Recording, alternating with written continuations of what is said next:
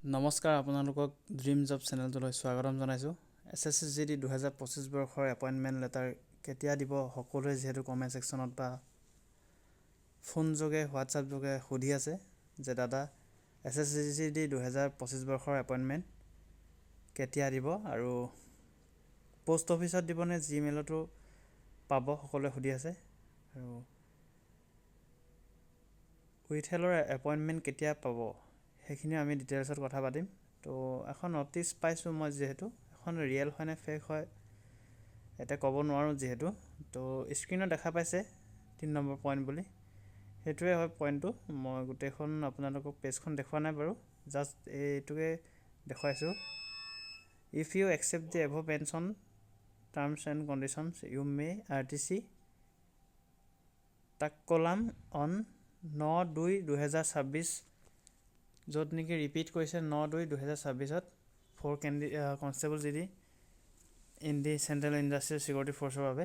তাতে যিহেতু বেছিক ট্ৰেইনিঙৰ বাবে আপোনালোকক জইন কৰিব কৈছে, তো সেইখিনি চাই ল'ব।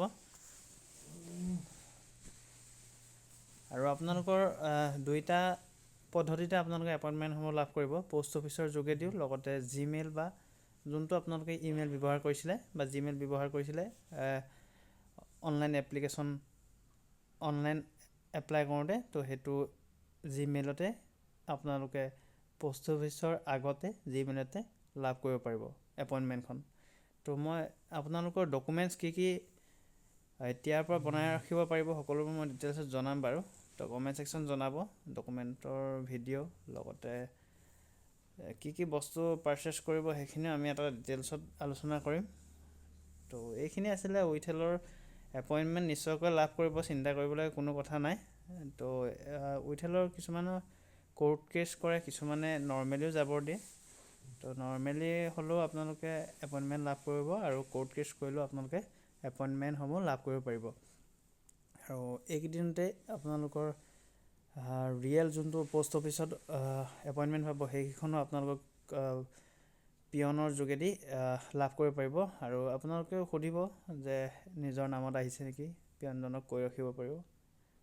তো এয়াই আছিলে SSCGD 2025 বৰ্ষৰ এপইণ্টমেণ্টৰ বিষয়ে সুধি থকা কুৱেশ্যনখিনি। তো যদি আৰু বেলেগ কুৱেশ্যন আছে তেন্তে নিশ্চয় কমেণ্ট ছেকশ্যনত জনাবলৈ নাপাহৰিব। তো ধন্যবাদ, নেক্সট লগ পাম। আৰু এনেধৰণৰ আপডেটখিনি পাবলৈ ড্ৰিম জব চেনেলটো ছাবস্ক্ৰাইব কৰিবলৈ একেবাৰে নাপাহৰিব।